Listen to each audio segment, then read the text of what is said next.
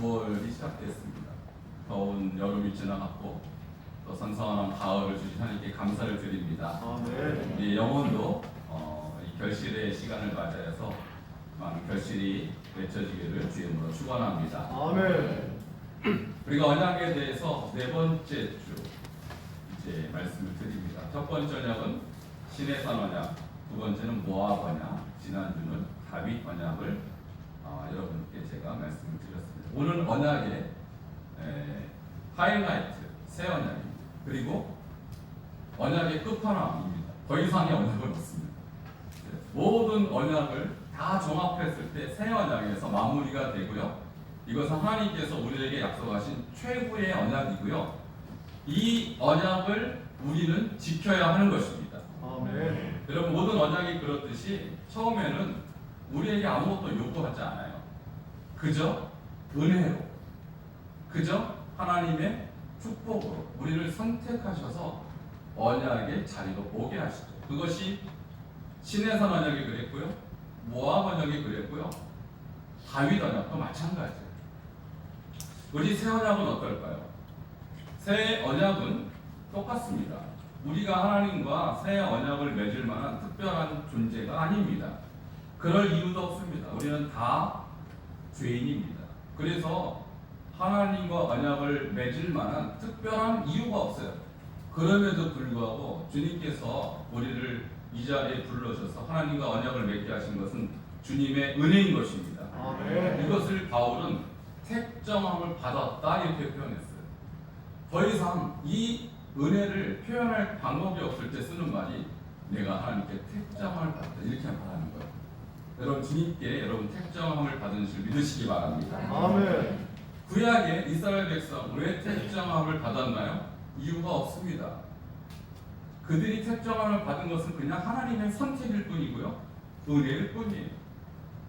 1세대가 이 언약을 지키지 못함으로 이제 그 언약은 2세대에게 넘겨졌습니다.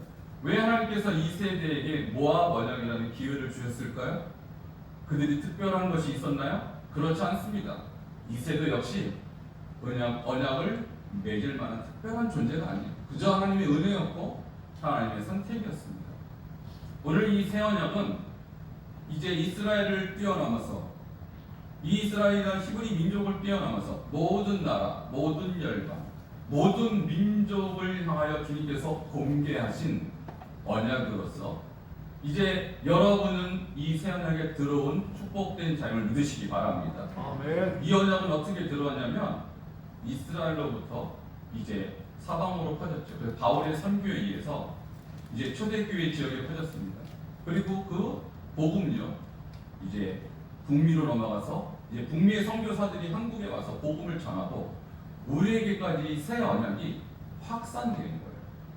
그래서 오늘 우리가 그 언약을 듣고 하나님과 언약을 맺은 자가 된 것입니다. 그런데요, 왜 새 언약이란 단어가 존재할까라는 것이죠. 그것은 옛 언약, 다시 말하면 구약의 백성들이 실패했기 때문입니다. 한번 볼까요? 구약의 백성들이 어떤 면에서 실패했는지 오늘 본문 말씀을 한번 보도록 하겠습니다. 예레미야 31장 31절과 32절 새 언약이 필요한 이유에 대해서 오늘 말씀하고 있습니다. 같이 한번 읽겠습니다. 시작.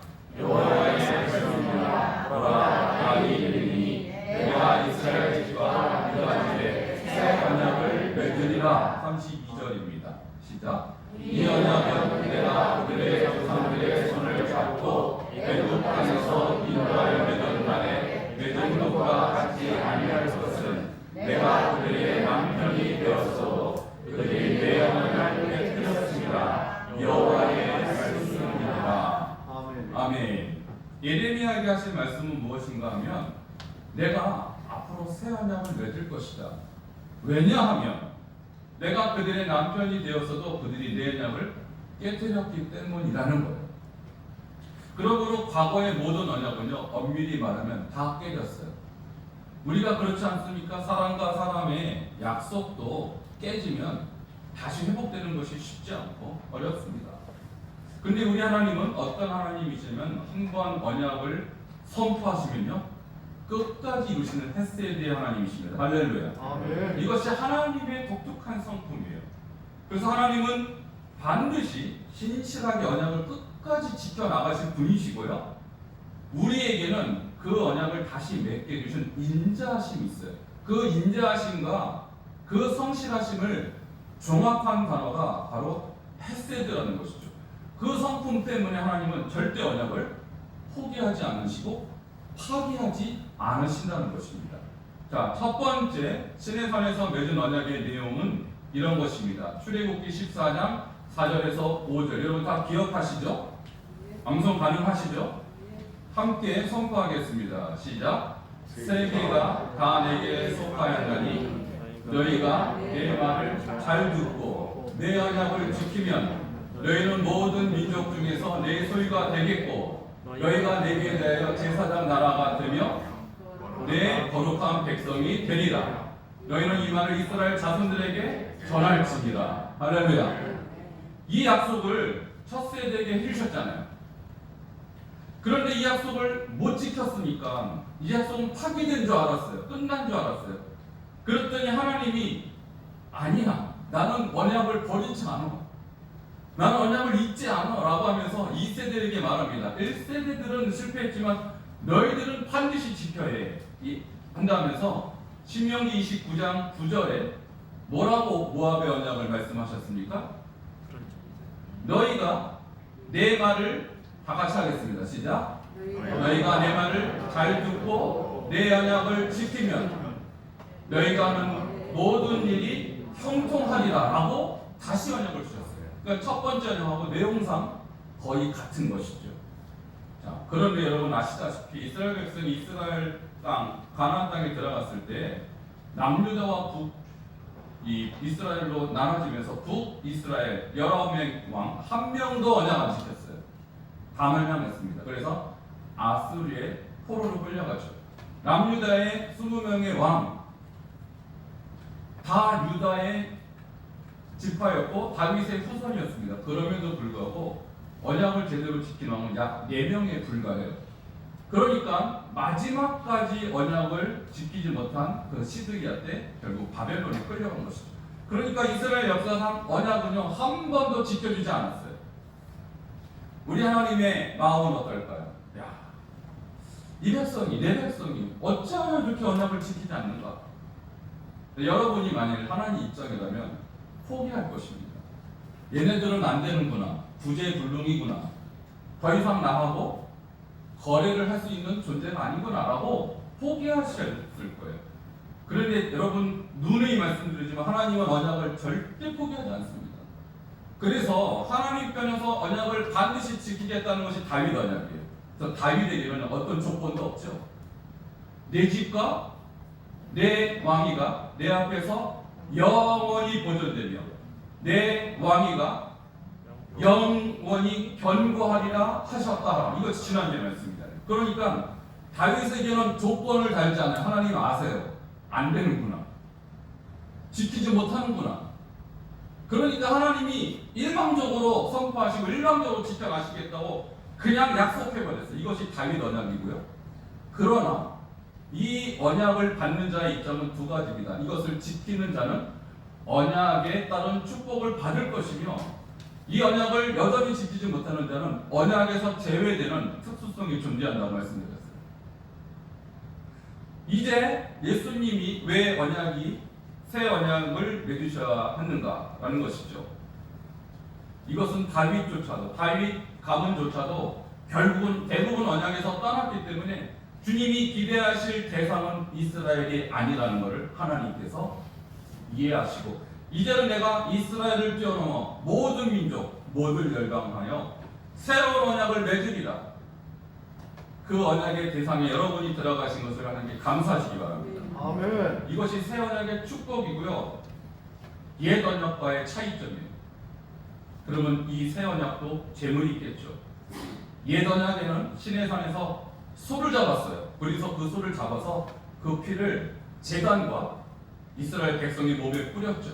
그래서 이스라엘 백성이 그 옷에 빨간 피가 흠뻑 젖었을 때 그것이 언약을 맺는 당시의 일종의 언약 의식이었어요. 그러면 새 언약은 누구를 제물로 삼을 것인가가 중요합니다.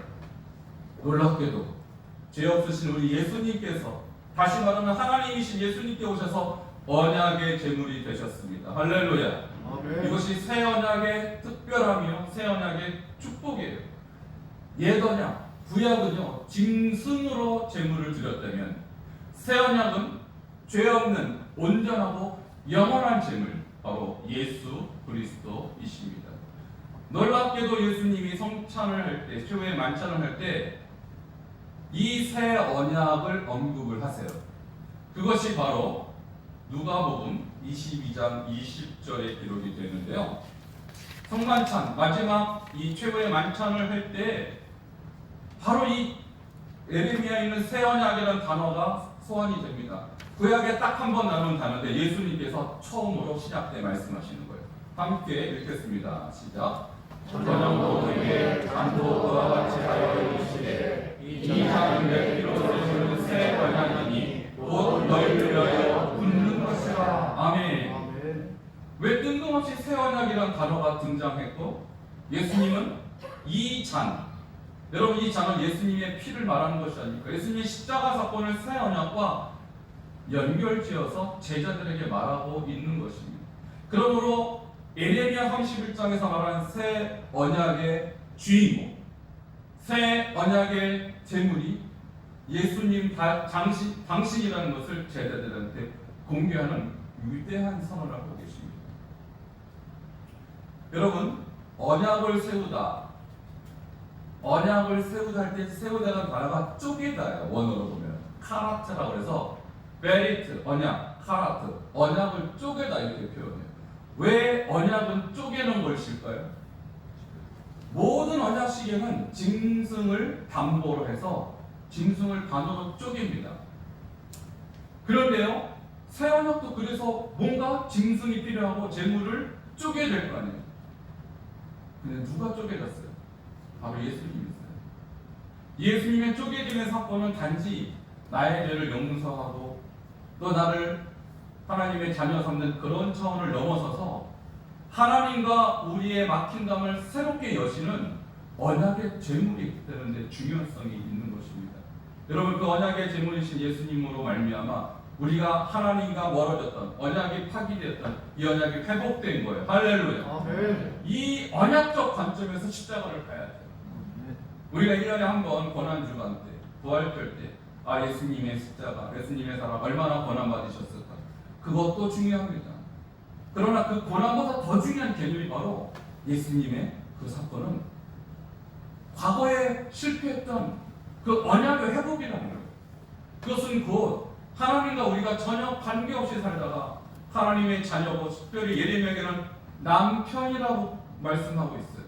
우리를 아내 삼고 우리를 신부 삼았던 놀라운 그 하나님의 언약이 깨지고 헤어지고 이혼된 상태에서 다시 하나님과 한 가족이 되는 너무나도 축복된 사건이 바로 십자가 사건이라는 것이죠.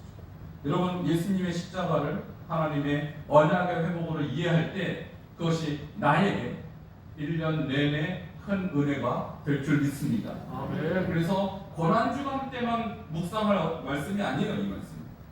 이 말씀은 나를 다시 하나님께로 이끌고 나를 다시 하나님의 자녀로, 다시 예수 그리스도의 신부로 만들어낸 놀라운 말씀이었던 것이죠. 그런데 이 새 언약이 옛 언약과 비교해서 독특한 특별한 점이 있습니다. 그것은 오늘 본문 예레미야 31장 33절에 기록되어 있습니다. 함께 읽도록 하겠습니다. 시작.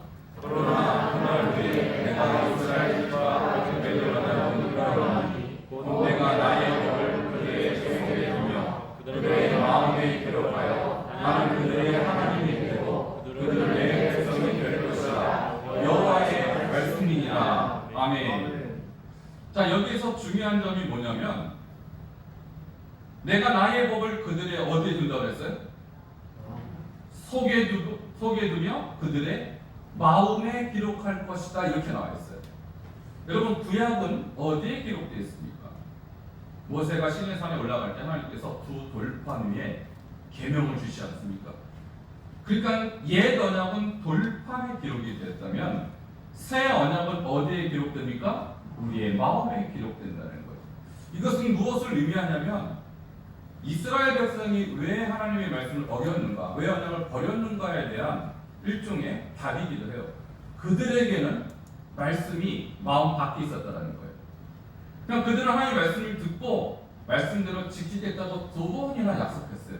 그리고도 그 말씀을 마음에 넣지 않고 자기 생각대로 자기 눈에 보이는 대로 바알신을 섬기고 가나안 문화를 따라갔던 것이죠. 그래서 이사야서에 보면 이런 말씀이 있습니다. 이 사람들은 입술로 나를 존경하되 마음은 내게서 멀도다. 너희가 내게 보이로우니 마당만 밟을 뿐이라. 예배는 드렸단 얘기죠. 제사도 드렸단 얘기죠. 그런데 그들의 마음에는 말씀이 없고 그들은 보이러 마당만 밟고 지나갔다 이 말입니다. 결국 예배는 형식적으로 드리고 삶 가운데 말씀이 없었다 이것이죠. 근데 새 언약은요, 하나님께서 작전을 바꾸신 거예요. 더 이상 말씀을 주고 말씀대로 살아라, 못 지키는 것을 아셨다는 것이죠. 그러니까 하나님께서 이 말씀을 여러분 마음에 주신 것입니다. 아멘. 여러분 신비에 새겨 주신 것입니다. 아멘. 그럼 한번 생각해 보세요. 어떻게, 어떤 방법으로 이 말씀이 우리 마음에 새겨지고 우리 마음에 기록이 되었을까요? 이것은요, 성령의 강림을 예언하는 말씀이에요. 아멘. 여러분, 예수님께서 제자들과 요한복음 14장에 최후의 만찬을 하시면서 이런 얘기를 해요. 내가 아버지께 구하겠으니 그가 또 다른 보혜사를 너희에게 주사 너희와 영원토록 함께 있게 하리니 그는 진리의 영이라. 세상은 너희 그를 받지 못하나 너희는 그를 아나니 그는 너희 속에 계시며 너희와 함께 거하시겠습니다. 그러니까 성령은요, 하나님이신데 밖에 계시지 않고 우리 안에 계시는 하나님이세요. 아멘. 그러니까 이 하나님이 우리 안에 계시는데 결국은 말씀은 곧 하나님이시라. 성령님도 하나님이시고 성령님도 말씀이세요. 그 말씀이신 하나님 우리 안에 집어넣으시니까 이제 말씀의 인도하심, 성령의 인도하심만 받으면 언약에 순종하게 되는 것입니다. 아멘. 이것이 하나님이 이 말씀을 너희 속에 두며 너희 마음에 기록하겠다라는 것에 대한 신약의 구체적인 예인 것이죠. 우리 다 같이 요한복음 14장 26절을 보도록 하겠습니다.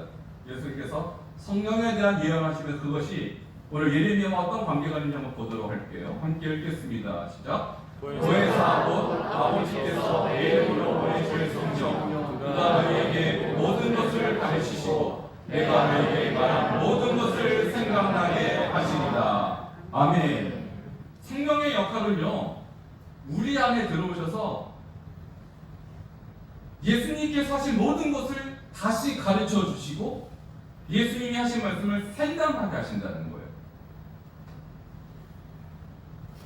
모든 성경은 하나님의 무엇으로 쓰여졌습니까? 감동으로 쓰여졌어요. 교훈과 책망과 바르게 함과 의로 교육하기에 유익한 이를 하나님의 사람으로 온전하게 하며 모든 선한 일을 하기에 온전하게 합니다. 이렇게 말씀했는데 성경이 하나님의 감동으로 썼다는 것은 하나님의 성령의 감동으로 썼다는 거예요. 아멘. 그러니까 우리 웨슬리 선생님이 이렇게 말했어요. 성경은 성경의 저자에게 감동하셨을 뿐만 아니라 성경을 읽고 성경 말씀을 듣는 자에게도 동일하게 감동하시는 영이다 이렇게 말씀했어요. 아멘. 이것은 무엇을 말하냐면 오늘날 우리가 말씀을 듣지 않습니까? 말씀을 읽지 않습니까? 인간의 지성으로 하나님 말씀 이해 못합니다. 여러분 하버드 석박사 나온 사람에게 성경 읽고 이해되십니까만 이해 못합니다. 이것은 인간의 지성으로 이해할 수 있는 책이 아니에요. 그러나 학교를 단 하루도 다니지 못한 사람에게 성경을 들려주고 이 말씀을 깨닫습니까? 물어보면요, 성령이 감동하시면 다 깨닫는 것입니다. 아멘. 이것이 바로 성령의 역사라는 것이죠. 이것은 세상과 다릅니다. 그래서 예수님이 그러셨어요. 세상은 그를 받지 못하나니 이는 그를 보지도 못하고 그를 알지도 못합니다. 너희는 그를 아나니 그는 너희와 함께 거하시며 너희 속에 계시겠습니다. 우리가 성경을 들을 때, 지금도 말씀을 들을 때 성령께서 깨닫게 하시는 것입니다. 아멘. 이것이 새 언약에 들어온 자의 축복이에요. 아멘. 옛 언약, 구약의 백성은 이것을 몰랐던 것이죠. 이 은혜를 받지 못했다는 것이죠. 그래서 새 언약을 맺은 사람은 옛 언약의 이스라엘 백성보다 더 복된 줄 믿으시기 바랍니다. 아멘. 왜냐하면 예수님이 제물이 되셨고 성령님이 우리 안에 오셔서 이 새 언약을 지킬 수 있도록 깨닫게 하시고 가르치시다는 거예요. 할렐루야. 아멘. 이게 웬 은혜요, 웬 축복입니까? 여러분 제가 주보에다가 매주 성경 말씀 암송 구절을 이렇게 기록하지 않습니까?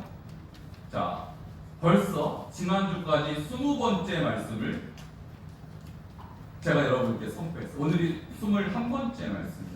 제가 다 기록을 해서 벽에 딱 지금 꽂아놨어요. 그리고 여러분 카톡에 다 올렸습니다. 자, 제가 이렇게 하는 이유가 뭘까요? 왜 이 말씀 계속 여러분 100번씩 반복하고 선포하게 할까요? 여러분 결국은 우리가 이 언약을 지킨다는 것은 결국 하나님의 성령께서 우리 안에 들어오셔서 이 말씀을 우리를 지배하시고 다스리게 하는 거예요. 여러분 말씀을 내 안에 둔다는 것은 곧 성령을 내 안에 두는 것이고요. 말씀을 내가 새긴다는 것은 곧 말씀이신 하나님을 내 안에 모셔드리는 행위예요. 아멘. 이것을 행하는 자는요 새 언약의 백성으로 충분히 승리할 수 있는 것입니다. 아멘. 그래서 말씀이 없는 사람은 새 언약의 백성이 아닌 것이에요. 아멘. 오늘날 우리에게 하나님께서 교회라는 공간을 주시고 예배당이라는 이런 하나님을 만날 수 있는 공간을 주셨지만 이 공간에서 우리가 주님을 만나는 단 한 가지의 통로는요 말씀밖에 없어요. 아멘. 우리가 예배를 드리지만 이 진리이신 말씀을 내 안에 들어놓지 못하고 내 안에 새겨놓지 못하면 나와 성령님은요 교류할 방법이 없다는 것이죠. 그래서 오늘 들은 이 말씀 여러분 마음에 새겨놓으시기를 축원합니다. 아멘. 놀랍게도 이 말씀은요 지금 코로나의 위협 속에 있는 전 세계 사람들에게 복음이 막힐 것 같은 상황 속에도 이 말씀은 전파되고 있고요. 아멘. 이 말씀은 확산되고 있고 아멘. 그 어려움과 고난 속에 아프간 같은 치열한 생명이 위협을 받는 상황 속에서 말씀은 결코 방해를 받지 않습니다. 아멘. 하나님의 말씀은 감옥을 뛰어넘습니다. 아멘. 하나님의 말씀은 절벽을 뛰어넘습니다. 아멘. 왜 하나님은 영이시기 때문입니다. 말씀도 영이시기 때문입니다. 아멘. 이 영이신 말씀 제가 매일 여러분에게도 말씀을 띄우지만 카톡으로 또 중국 위챗으로 수많은 사람에게 말씀을 보내요. 근데 그분들의 상황과 형편을 다 모릅니다. 근데 이 말씀을 받는 사람들이 그 말씀을 마음에 새기고 묵상하고 주야로 읊조리면서 이 코로나라는 대환란의 시기를 말씀으로 승리한다는 연락을 저한테 줄 때 과연 성령님은 살아계신 줄 믿으시기 바랍니다. 아멘. 성령님은 제한받지 않으십니다. 아멘. 이 보혜사 성령님께서 오늘 반석중앙교회 여러분 10년 가운데도 임하신 것을 좀 믿으시기를 주 이름으로 축원합니다. 아멘. 여러분 지금보다 더 어려운 때가 있었습니다. 과거에 어느 때입니까? 초대교회 때예요. 그리고 초대교회는 대부분 박해 속에서 신앙생활했어요. 근데 그 박해가 가장 치열하고 힘들 때가 아마도 히브리서를 기록한 때인 것 같아요. 왜냐하면 히브리서를 잘 읽어보면 많은 사람들이 유대인으로서 예수를 믿다가 이 박해 때문에 다시 유대교로 돌아가고 예수님을 떠나는 일이 많이 있었던 것 같습니다. 그래서 히브리서는요 그분들에게 예수가 새 언약의 제물이다. 바로 옛 언약이 실패한 그것을 예수님이 다시 갱신시키고 회복시켰다는 것을 강조한 책이 히브리서예요. 그리고 나서 오늘 읽은 예레미야 31장 31절과 34절을 히브리서 10장에 다시 한번 똑같이 기록합니다. 그리고 나서 너희들은 새 언약의 백성이니 과거로 돌아가지 말라. 구약으로 돌아가지 말라. 짐승의 피로 돌아가지 말고 예수의 피로 계속해서 믿음을 지켜내라고 강조하는 것이 히브리서 10장입니다. 그런데 그 백성들이 지금 뭐라고 권면하는지 한번 보도록 하겠습니다. 10장 24절과 25절 함께 읽도록 하겠습니다. 시작. 서로 돌아와 사랑과 친밀을 격려하며. 자, 뭐라고 말하냐면 지금 서로 돌아보라는 이 상황은요 박해가 심해서 예수 믿으면 재산 뺏기고 심지어 목숨까지 뺏기는 상황이었어요. 우리가 로마 이 네로 황제 영화를 보면 예수 믿는 사람 사자굴에 집어넣고요. 예수 믿는 사람 그냥 처형해버리죠. 몸을 찢어버리고 만에 묶어서 그냥 끌고 가죠. 그런 상황에서 쓴 책이 히브리서예요. 지금 코로나의 위협, 전 세계적인 재앙이라고 하지만 지금하고 비교해도 그때가 더 재앙이었고 더 고난의 시기였습니다. 이때 예수님을 떠나려고 하는 사람들에게 히브리서 기자는 이렇게 말합니다. 서로 돌아보라. 믿음에서 떠날 사람이 있는지, 이 새 언약을 배반할 사람이 있는지 돌아보라. 그리고 그들에게 사랑과 선행을 격려하라. 사랑을 끌고 선행을 함으로써 그들의 마음이 이 새 언약에서 떠나지 않도록 돌보라는 거예요. 여러분, 지금 우리가 돌봐야 될 사람이 얼마나 많습니까? 코로나 때문에 1년 반 이전에 코로나가 시작됐는데 그 1년 반 사이에 교회를 한 번도 안 하는 사람이 전체 교인의 20%. 그러면 한 번도 안 나오는데 코로나 끝나면 교회 오겠습니까? 거의 안 나온다고 보셔야 돼요. 그럼 그런 사람 우리가 어떻게 될까요? 돌아봐야 될 줄 믿습니다. 아멘. 그분들의 사랑과 선행으로 그들을 격려해야 될 줄 믿습니다. 여러분, 1세기 때 크리스찬들은 지금보다 100배 어려운 상황에서 예수 믿었어요. 지금의 상황은 우리가 재앙이라고 말하는 1세기의 재앙은요, 재앙 하나거든요. 그렇게 어려운 재앙 속에서도 서로 돌아보아 사랑을 선행을 격려하라고 했어요. 25절을 읽겠습니다. 같이 읽겠습니다. 시작. 모이기를 대하는 어떤 사람들의 습관과 같이 하지 말고 오직 하여 그날이 가까울 볼수록 더욱 그리 하자. 아멘. 이 어려움 때문에 사람들이 모이기를 피했어요. 나 지금 힘든데, 지금 박해가 있는데, 지금 코로나인데 무슨 예배냐? 여러분, 그때도 그런 사람이 있었던 거예요. 그러니까 모이지 맙시다. 우리 안전을 주의합시다. 이런 사람이 있었던 거예요. 이때 언약의 새 언약의 백성된 저 크리스찬들에게 히브리서 기자는 아마도 저는 바울 같아요. 명확하진 않지만 바울은 이렇게 권면했던 것이죠. 모이기를 피하지 말라는 거예요. 오히려 권하여 그날 어떤 날일까요? 예수님이 오시는 날이죠. 예수님이 재림하시는 그날이 가까움을 볼수록 더욱 권해서 함께 모여서 함께 격려하고 사랑을 나누고 성령이신 이 하나님의 말씀을 마음에 새겨 넣으라는 거예요. 아멘. 여러분, 1세기 때 이 말씀은 오늘 21세기 코로나 상황에는 모든 교회, 새 언약의 모든 백성들에게 동일하게 주신 말씀을 믿으시기 바랍니다. 아멘. 오늘 이 말씀을 통하여서 우리는 이제 언약 시리즈는 오늘로 끝납니다. 그러나 언약은 계속됩니다. 그리고 이 언약은요, 어쩌면 더 이상 갱신되지 않을 수밖에 없는, 왜냐하면 새 언약이기 때문에 더 이상의 언약은 없어요. 이 언약을 떠나면 어떻게 될까요? 이 마지막 언약을 떠나면요, 더 이상 언약이 갱신되지 않는 거예요. 예수님 오시는 그날 이제 새 언약을 기준으로 너희가 누구인지를 주님께서 보시겠다는 거예요. 29절 마지막 절입니다. 여기 이제 언약을 떠난 자에게 대한 경고로 히브리서 10장이 마무리됩니다. 함께 읽겠습니다. 시작. 하나님의 아들을 시집하려고 자기를 거룩하게 한 언약의 피를 부정한 것으로 여기고 은혜의 성령을 못되게 하는 자가 당연히 받을 형벌은 얼마나 더 무겁겠느냐 너희는 생각하라. 아멘. 아멘. 무슨 얘기냐면 박해가 두려워서, 코로나가 두려워서, 전염병이 두려워서 내가 더 이상 예수 안 믿겠습니다. 내가 더 이상 이 언약대로 못 살겠습니다. 한다라는 것은 하나님의 아들을 짓밟는 거라는 거예요. 그리고 자기를 거룩하게 한 언약의 피를 부정한 것으로 여긴다는 행동이 있는 거예요. 또 한 가지, 은혜의 성령을 욕되게 한다는 거예요. 그 사람이 당연히 받을 형벌은 얼마나 더 무겁겠는가. 그러므로 여러분, 히브리서 10장 다음에 11장은요, 여러분 잘 아시는 믿음장 아닙니까? 이 믿음장, 주일 저녁마다 제가 계속 히브리서 11장을 여러분께 강의하고 있는데요.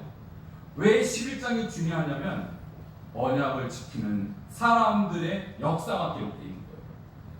바로 그 40여 명의 히브리서 나오는 11장에 나오는 믿음의 사람들은 어떤 상황이든, 어떤 박해 상황 속에서든, 어떤 재난 속에서든 이 언약을 지키며 그 언약을 끝까지 감당해냈던 믿음의 인물들이라는 여러분 그런 인물들의 모습을 여러분 닮기를 바랍니다. 아멘. 그리고 여러분도 주님 나라에서 너도 믿음의 인물이다 인정받고 히브리서 11장 인물의 여러분의 이름도 기록되는 축복이 있기를 주 이름으로 축원합니다. 아멘. 함께 기도하시겠습니다. 오늘 말씀을 생각하며 새 언약 마지막 언약입니다. 이 언약은 예수님의 피로 세우신 언약입니다. 이제 그 언약이 우리가 값도 없이 대가도 없이 언약의 백성이 되었습니다. 이제 우리가 어떻게 살아야 합니까?